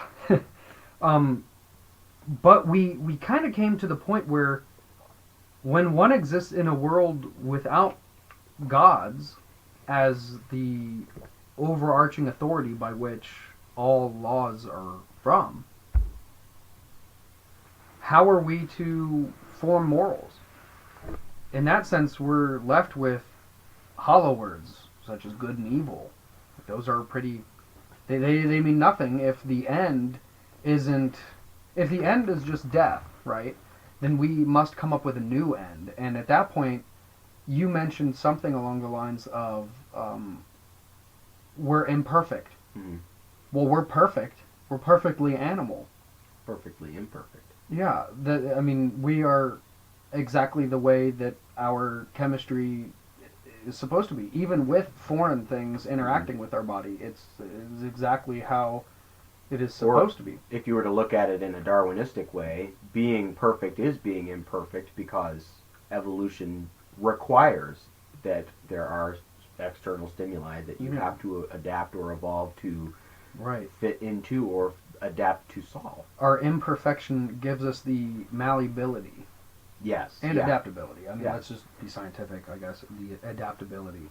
Right? And so if we're left with words such as good or evil that are without any sort of meaning or gravitas, any sort of deep meaning, we could probably surmise that good and evil are little more than what I said earlier, scorekeeping mechanisms for where you end up in the afterlife. And so we might be able to cast them away, that call everything amoral. All decisions are amoral, right? And the only thing that you can do is follow the biological imperative. I mean, I'm trying to wrap it into strivalism here, right? If everything is amoral, meaning all these like nuanced decisions and things are outside of the realm, it doesn't really matter what you do. It doesn't send you to heaven or send you to hell. Mm. That's a completely meaningless and like absurd life, right? Tightrope over the abyss. Right. I mean, so, but the gods aren't the only ones that prescribe laws to people, right? We say that in the religious texts and things like that, like, oh yes, these rules, the lawgivers, Odin, the great lawgiver, and Jupiter and Deus Pater and Zeus, they're all from the Indo-European Deus Pater. That's where you get Deus Pater, Jupiter, and then Zeus, and then obviously where you get the word Deus, meaning God, or Father, like Deus Pater.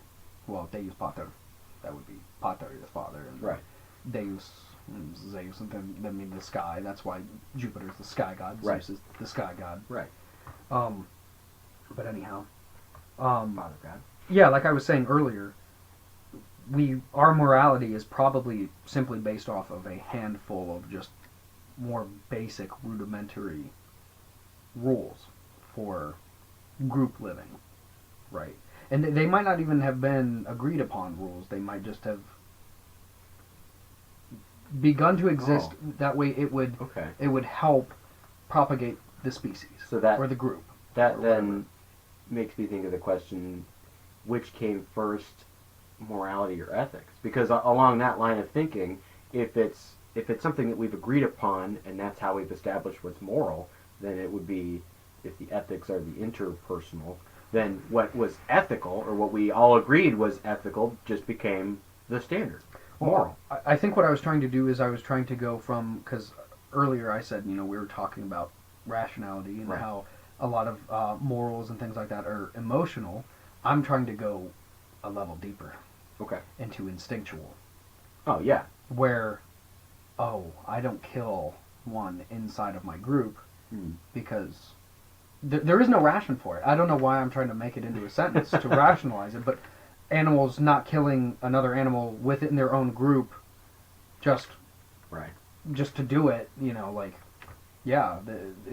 there's something it does to be happen. said. It does happen, but usually that's because most animals, most mammals, things like that, have emotions. Right. And so it's hard for us to see how simpler life interacted with each other. Right. Because before, well, perhaps before instinct, maybe. Well, no, instinct is kind of early. Instinct is as soon as brains were formed. I'm sure instinct existed. It's just Right. a chemical release in the brain to do something, which helps the biological imperative. Right. I'm just trying to go deeper into instinct and maybe even just right back to the biological imperative that kind of demands that, yeah, there are some rules to things that, there are some rules that animals follow. That way it just, like life works and the species is propagated and there's enough food to eat and things Right. like that, right? And morality, like I said at the very beginning, it is probably beyond language and culture. Mhm. It's probably even beyond species. It's just instinctual in general. Right. And There's something to be said about that. right. And so when we were talking about like morals, obviously the first thing you talk about is good and evil. Right. Well, those are rationalized and very emotional things. Right. And so I might be a consequentialist. I don't know. This is where we have our self-realizations, people. Yeah, like usually. That's what well, this I is mean, for. yeah, usually. Well, yeah, this is kind of the working the mind. I've found that when we go to do these, when I go to prepare for them, I'll take notes on whatever we pick for our topic. It really makes me think. Well, what do I think? What is my stance on this? And then I'll go back through things that I've already written before, and maybe I've grown from them, or maybe my conviction has grown stronger. It's a very good way to kind of sharpen your worldview, not your worldview, sharpen your person in general. Yeah. My ideas, for example, this right here, morality and ethics.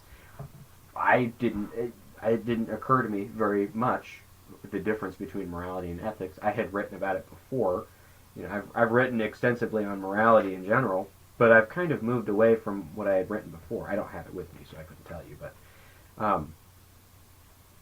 I was thinking about it yesterday when I was writing these, and I was like, morality and ethics. Well, they are different. And I was just trying to define them, and I was like, okay, well, they are different because if I am going to describe something, if I'm describing something about myself and it involves no one else, then I can't say that it's ethical or not. I say it's moral or not. If I think, oh, okay, well, if I hit myself, is that ethical? No. I can't say doing something to myself is ethical because it's not. I can say it's moral. If I, if I'm going to masturbate, there's an argument, is that moral or not? Or I can't say that that's ethical or not. Now, if I masturbate in front of people, Well, no, the ethics would be well, yeah, because that's not ethical. I was going to say the ethics would be like, are you watching pornography? Well, in pornography, some of those girls are addicted to drugs, and Right. that's what I'm That's- talking about. we That's get the to the what nuance ifs. thing. That's the minutia. That's like well, you could Right. argue that pornography is a great thing because it's Right. giving people a job, and Right. the conservatives should love it. But that was my point, is that anything outside of the self it falls into the realm of ethics. Because ethics really is just a way of understanding how your morality, or how someone else's morality relates to you or them. Well, then I think that would say that there is correct action, and the correct action would probably be that the greatest action was taken to the betterment of everyone. Right. Maybe not to the betterment, but to the lack of negative consequences. Mm. Maybe we should probably sit down and really think about what we do before we do it or say it. Right. That's kind of funny. I thought about, well, yeah, I mean, as you were saying that, I wrote down correct action. Morality is, a lot of times morality is not doing a lot of things, Mm-hmm. right? And that's not to say that, like, morality is this bad, thou shalt not all the time, but morality can a lot of times be looked at as what to do. And I think, Is an ought. yeah, is an ought. Yeah, David Hume. So I wrote this earlier. I said, what if, instead, morality was created out of necessity as a practicality? And I say created as in that kind of has a intentional connotation Right. It to it. doesn't necessarily mean so. Maybe morality evolved out of necessity as a practicality. Mhm. And I think that's where I was going earlier with the strivalism, Right. as certain actions are just inherently geared towards the biological imperative. Right. Biological imperativism. Actually, something that just popped into my head. So, the morality out of necessity. Let's go back to the abortion thing. It's a hot topic, obviously, but I'm not gonna. Well, no, I don't even know fully where I stand on that because I can see both sides of it. Now there's some nuance to each side, but to put it simply, killing babies is wrong. It's pretty simple. That is cut and dry, black and white. Killing babies is wrong. But and then you can have what ifs, and you can have what ifs and what ifs off of what ifs. So where do you go from that? Yeah, well, The morality out of necessity is, well, why don't we kill babies? Oh, it's almost like that's how our genes are passed along, and if you are killing babies, you are killing yourself, because you and your species, your lineage, will cease to exist. Mm. But when you do it in a grand scheme of things, when you scale it up, and, oh, well, somebody else is going to have babies, and, maybe if I have a baby right now and I'm not able to take care of it, then the baby's not going to have a full life or a good life, and then you get into the ethics of it. yeah. It's like, well, there's some morality to it, and there's some ethics to it, but we've become removed from the necessity. You see what I'm getting? Yeah, I'm kind of rambling, but No, I get it. we've removed ourselves from the necessity of killing babies is bad. It's still bad. I'm not arguing that killing babies is okay. I'm saying it's bad, but there are reasons that make sense as to why we have. Well, one of the greatest. Why there's an argument to it. Yeah, one of the greatest arguments is rape and incest. Even though, Exactly. like, the Republican counter argument to that is like, that's so minute. Like, how dare you bring up? It's like less than 1%. Yeah, like, how dare you use those crazy situations in order for you to just. What Well, if? I forgot to wear a condom, so now I'm pregnant and I need an abortion, and Yeah. it's not fair that I can't get one. Well, if you look at Planned Parenthood's their statistics on it, it's over 80% were unspecified reasons. Yeah, it's just That's an elective. point blank. Yeah. Yeah. But as you were talking, I forgot the idea that I had. Oh, it was so good, Evan. This is your fault because you kept rambling. Should have written it down. Yeah. Oh no, talking about abortion. I was thinking not just abortion in general, but because abortion is happening right, and I'm thinking we have all these capabilities as humans, right? And people are choosing to like cut their genes out of the pool, right? But then you have these geniuses that like aren't having children. Now, obviously, you have exceptions to that rule. Right. Like Elon Musk has like a bunch of kids, Right. and he keeps getting people pregnant. But anyhow, really smart people have fewer children, and really, really dumb people are like killing their own children, right? Yes. So is that perhaps nature's way of eliminating outliers?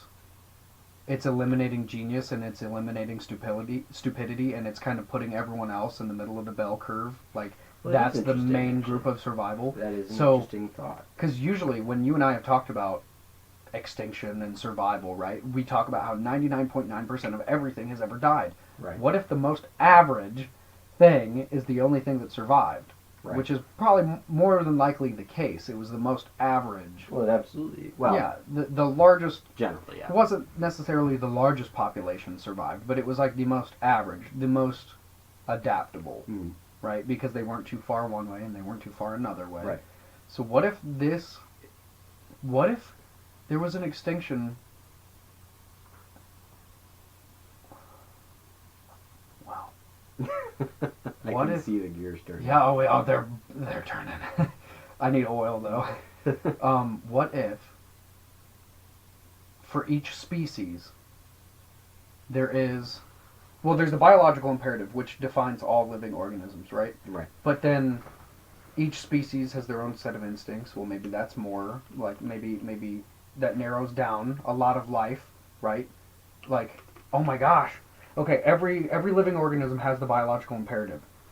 Fewer organisms have the instinct. Fewer organisms have emotion, and fewer organisms have rationale. That makes sense, right? Yeah. Okay. What if there was a certain each species has that, right? So think about it. I don't know how to put it. Mountain probable, maybe. So this is the biological imperative. For everyone listening, I'm drawing on my hand a terraced pyramid shape, right? And so I drew a single line along the bottom. That's going to be the biological imperative. Right. The first terrace is going to be instinct, right? I'm not going to have to fill that in for you. You know what it is, but I'm just going to say it out loud, right? Instinct, right?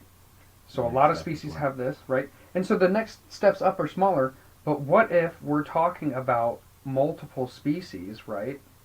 And multiple levels. Mm. How many extinction events did it take for them to develop instinct? Right. How many extinction events did it take for them to get emotion? How many extinction events did it take for them to get rationale? Right. And so my thought, maybe I don't have a great thought, but I was thinking, is an extinction event responsible for these greater adaptations? Right? That is interesting. Because the big extinction events Yeah. are, hot take, are repeated, and they are almost cyclical in nature. I'm expressly talking about the Tard meter stream.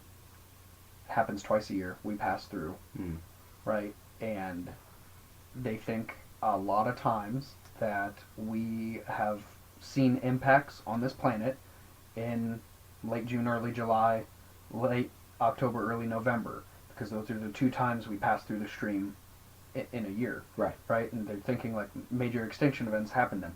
So I'm starting to think that rationale is not predetermined, like not a predetermined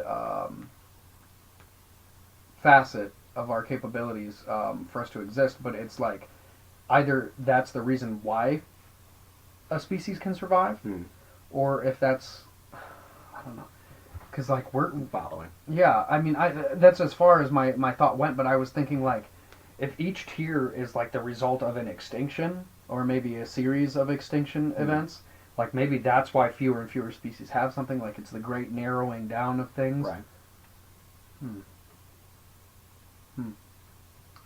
That is something I totally need to like ponder and think on. Jamie, write that down. Yeah, Jamie, write that shit down.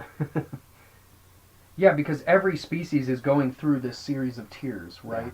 So the terraces, for those of you listening, biological imperative is the ground, the first tier is instinct, the second tier is emotion, and the third tier is rationale.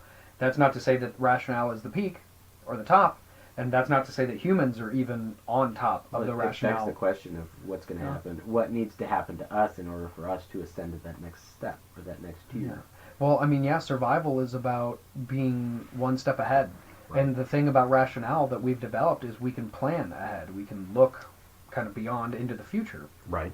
And so, let me just...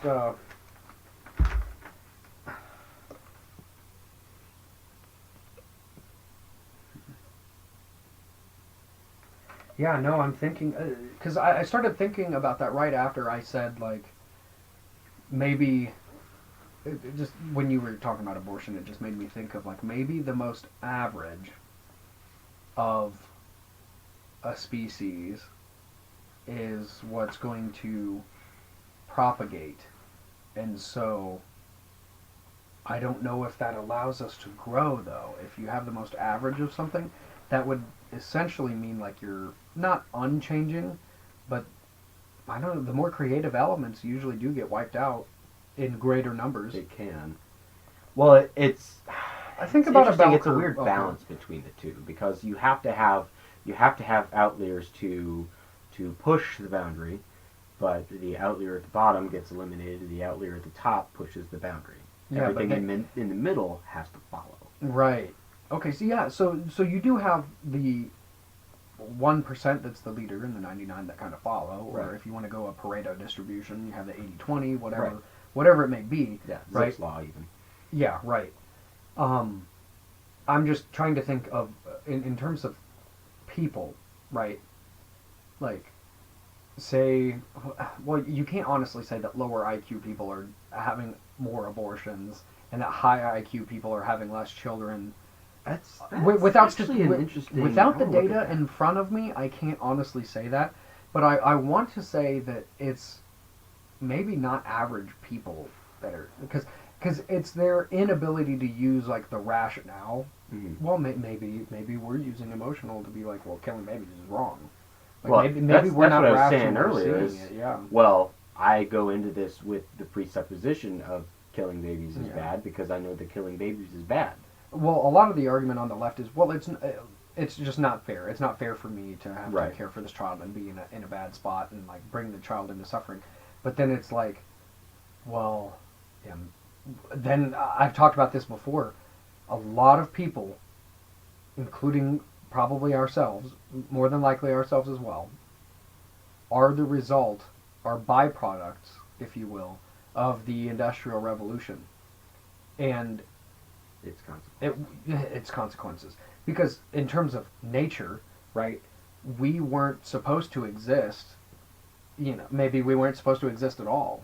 You know, but with technology, we've kind of outwitted nature in a sense. So, for me to argue, yeah, I'm sitting here going, well, yeah, nature should have its way with people, survival of the fittest. Right. We are of nature. Right. We are natural. We have created a lot of unnatural things, but we are natural, right? We are part of nature. Right. We are nature. Well, think of Think about that. So let me finish this. Us killing our own babies yeah.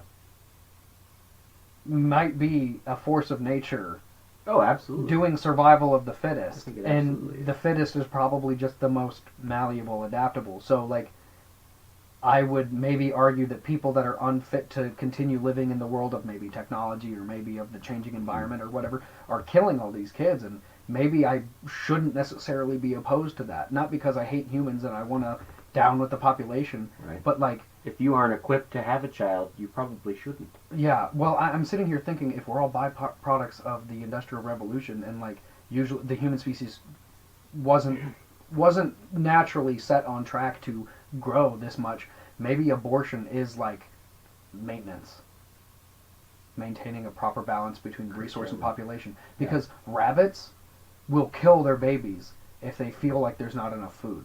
Yeah. If they sense Oh, that there's not absolutely. enough food, Yeah. they will bury all their young in the den. Well, and it's not a new thing. I mean, we learned this in sixth Oh my grade. God. Think about the Spartans.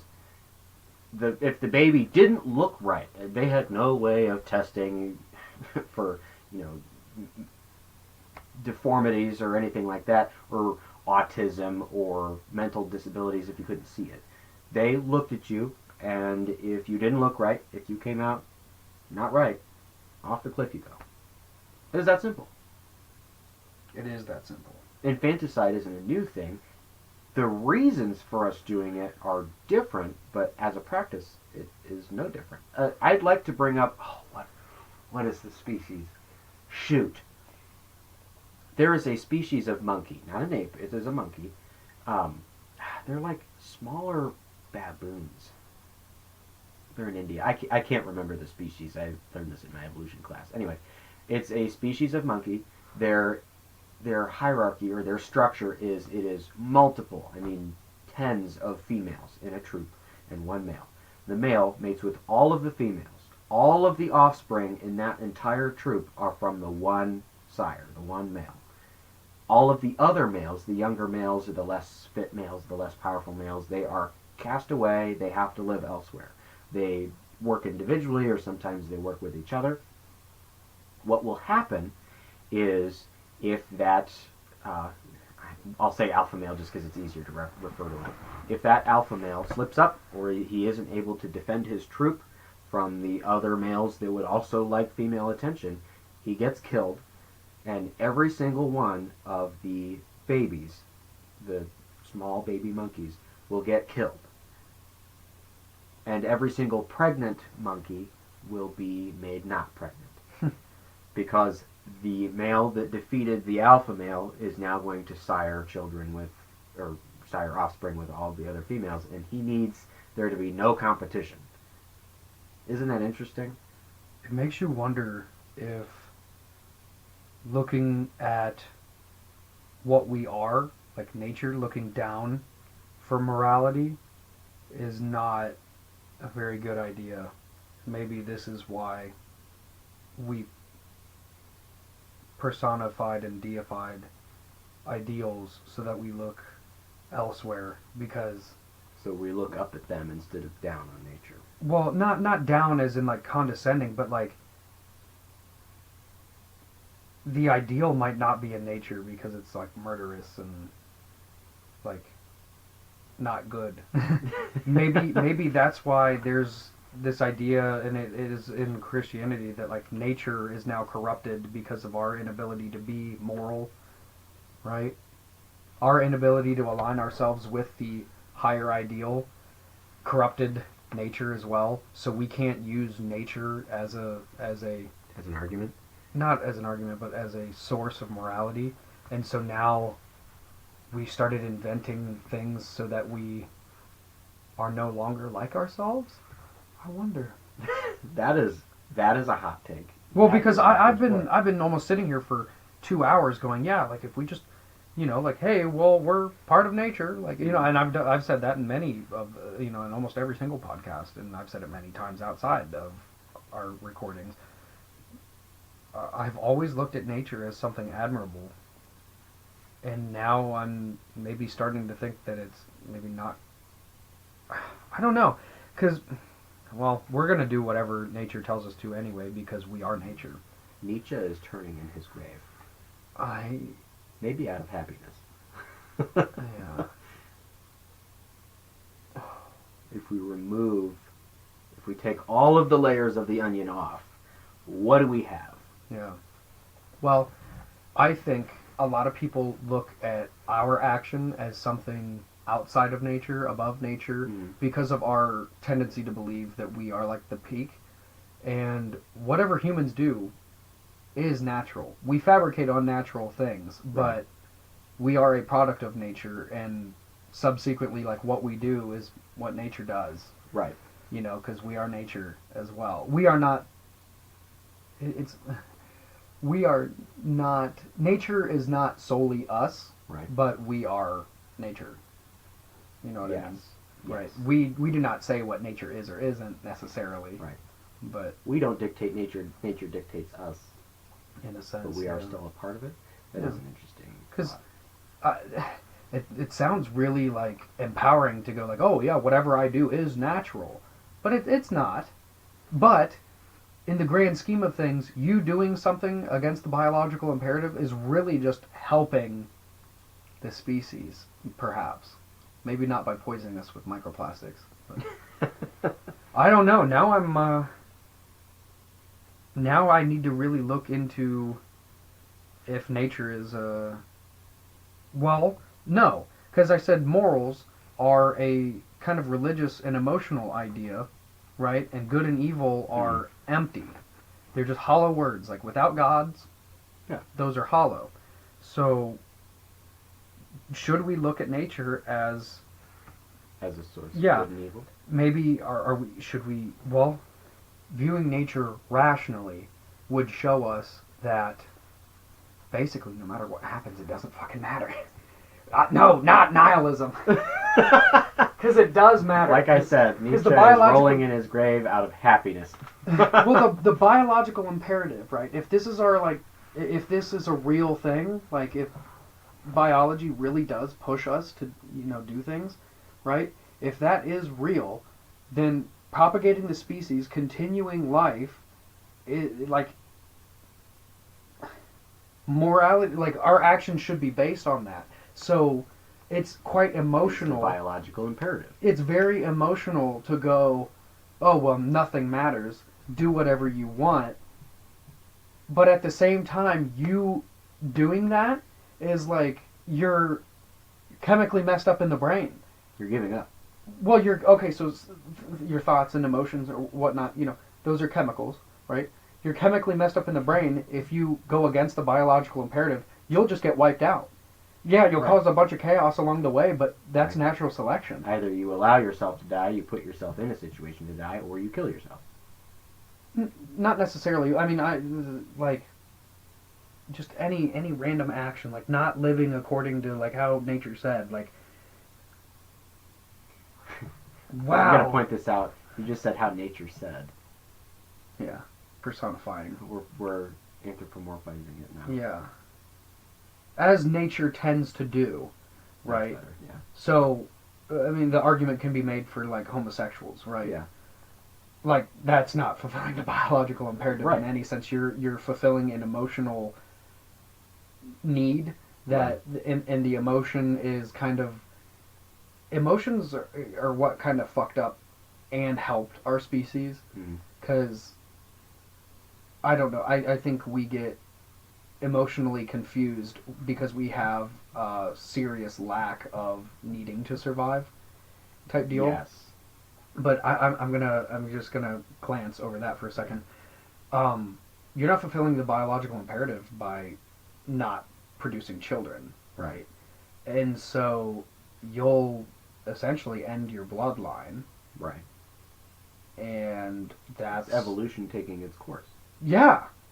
And It's so, natural. They're a natural product because nature has made them different in whatever way, whether it's chemical or physical or psychosomatic, whatever. we can't act outside of evolution. No, absolutely not. No, technology is our way of. It's a dam against evolution, but evolution in and of itself is an unstoppable force.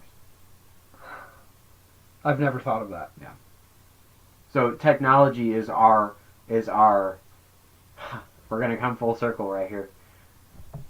To when we were talking before this, the midlife crisis. When you realize that you are dead, or that you're old enough, you might as well be dead. You have nothing left. That's when you start collecting. Yeah. That's the technology. No. Our species. Oh, our species is going extinct. Okay, so before, just to give some context, before this, I was showing my friend here a good list of things that when I'm dreaming, or if I wake up and I have a thought, I write it down.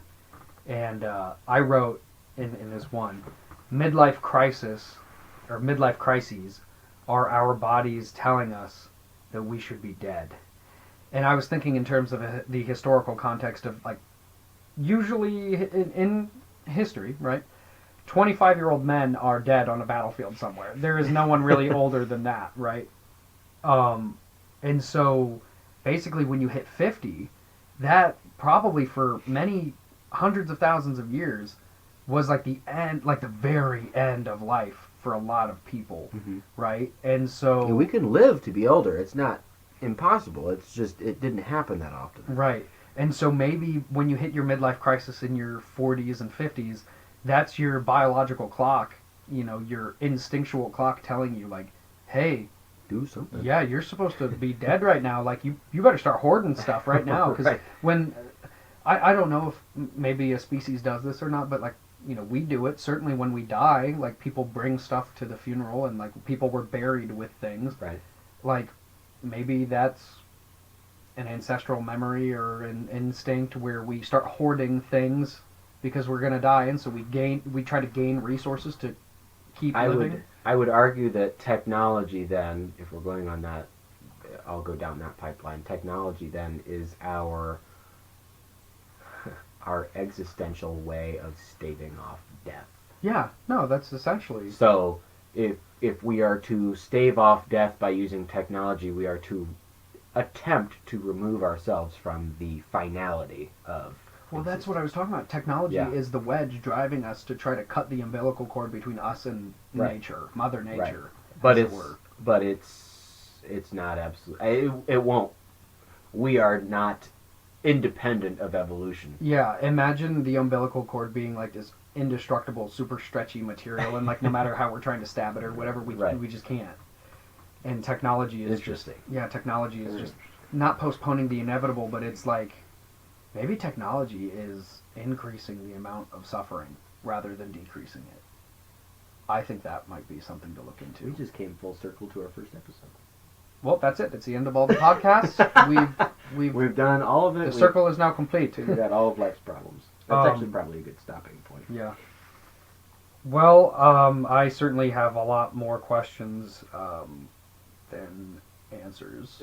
I came into this one. I feel a lot more empty with. Yes, yeah. The last couple, I've made some conclusions at the end, and now I just have more questions. Wow.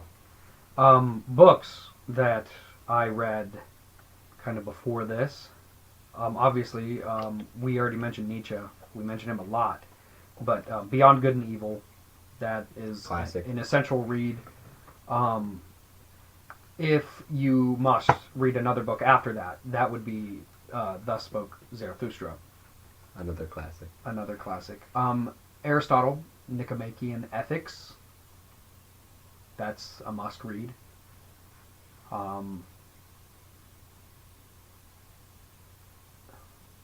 I guess Jordan Peterson lectures are always good. He's out of favor right now. He's fallen from my graces now, but that doesn't take away from what he has said before, Oh, absolutely. because you can disagree and agree with the same person on many different things. You don't have to agree wholly on everything someone says just because you like them or don't like them, right? And so his lectures from Maps of Meaning and the biblical lectures are actually quite interesting. I had one more book that I wanted to mention. Maybe if I figure it out, I'll put it in the description of this video. Yes. But that's a good place. yeah, I want to start maybe putting links or Yeah. at least the book names and things like that. Eventually, I kind of want to get like a little theme song with a little intro song going and stuff. But any last? No, I think the only takeaway I have from this is that when you try to tackle this problem or question, it's better to put it as a question. When you try to tackle this question, if you come away with more answers, you're probably doing it wrong. Huh. Because if it was easy, people before us would have figured it out. Did they not figure it out by making all these structures that we live in? Well, now there's a question right there. Did nature figure it out? We can't do it better than nature. Humanity is a sword that is consistently being sharpened by the people that tend to it. Now sharpen each other as iron sharpens iron. I think that's in Proverbs. Machines making machines. Huh. How absurd. All right. Well, evolution is an unstoppable force, and there's nothing better than it. There's nothing better than survival of the fittest. All right. Good night.